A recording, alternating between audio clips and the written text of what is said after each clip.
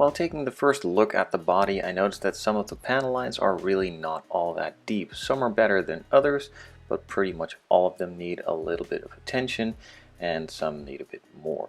So just to start off with a couple, scribing them out, making them a little bit deeper so they don't disappear after a couple coats of paint.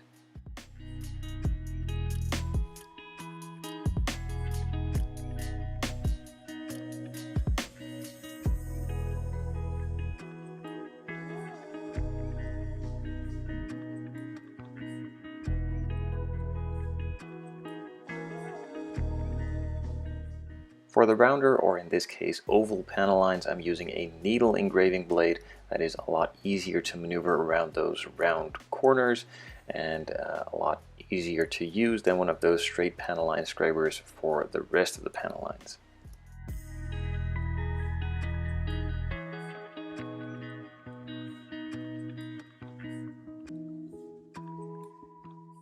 With this body being made out of resin and the rest of the kit as well, it is a bit harder of a material than plastic, so I'm using a bit coarser of a grit sandpaper, or in this case sanding sponge, to sand it up and make it nice and rough for all of the primer and paints to stick to it properly, and also remove some slight imperfections that might be there here and there. The primer I'm using is 1K Gray Primer from Splash. It is their light gray version, as I'm going over it with a lighter color. That will make it a lot easier for that color to cover. This stuff works great on metal, resin, and plastic and dries super nice and smooth if applied properly.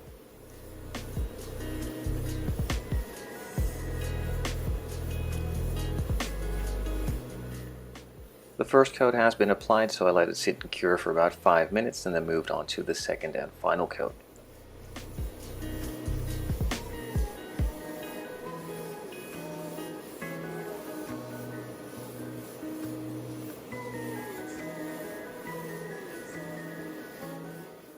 I gave the primer a couple of hours to cure before applying the color. The color that I chose is Street Blister's Porsche Miami Blue, a nice fresh color that I think really suits this kind of GT3 and makes it pop a lot more than just a standard gray or black that you see a lot. Usually after applying the primer and letting it cure for a bit, you could sand it to make it nice and smooth. In this case, the primer laid down really well and didn't really need it. Now you could still do it just to be sure and make it even smoother. It doesn't hurt, but it just requires a little bit more work. So in the meantime, I've started painting all of those smaller pieces like the mirrors and also door handles. The spoiler has been painted at the same time as well before moving on to the main body, starting on those hard to reach, easy to forget spots and then doing the rest.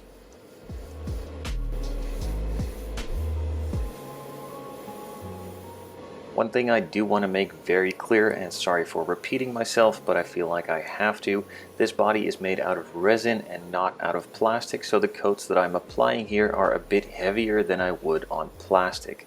With these paints and the lacquer base they are, it is easy to apply it really thick and then having it eat into the plastic, creating a horrible finish.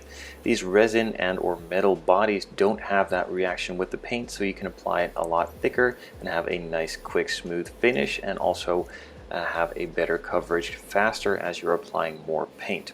If you are painting a plastic kit, either use a 2K primer to seal it in properly, and then you can do pretty much the same thing as I'm doing here, or just be a lot more careful, give it more time to cure, and apply a lot thinner coats and a lot more coats.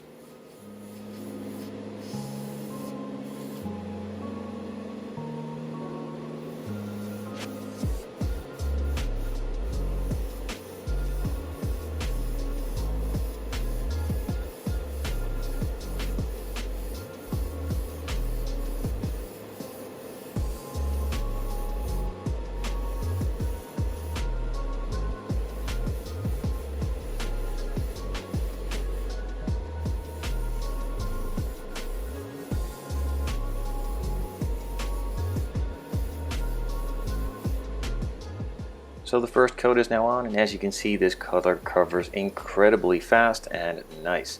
So about 5 to 10 minutes later, and it's time to move on to the second, and in this case for this color, also final coat. This one is applied a lot heavier, as I just explained, and also because it is applied heavier, it covers really nice and also creates a super smooth finish for the clear coat to go on top of. But before that, we just need to set it aside to cure for a couple of hours and then apply a decal on the front and seal it all with some 2K gloss clear from Street Blisters.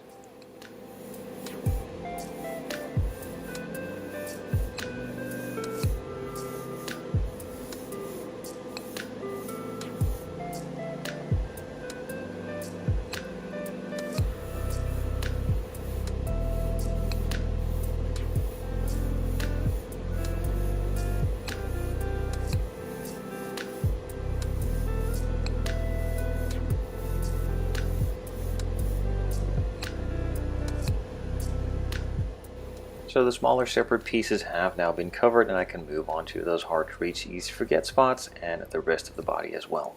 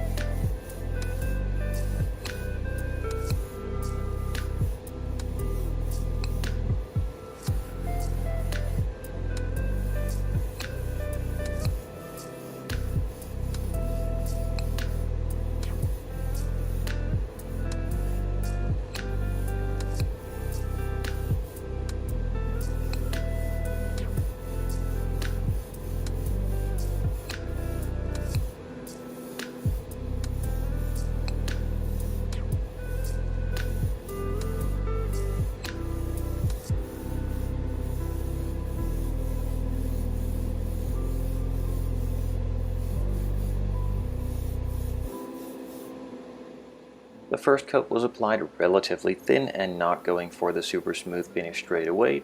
I let that sit and cure for 5 to 10 minutes, added a little bit more thinners to the mixture of the clear coat, and applied the second coat. The second coat is a bit heavier than the first one, trying to smooth it all out and have a nice smooth finish to lay down. It still isn't perfect, so I decided to go for a third and final coat in the end, adding a bit more thinner again to the mixture just to make it flow out and level really nicely, and apply that third coat.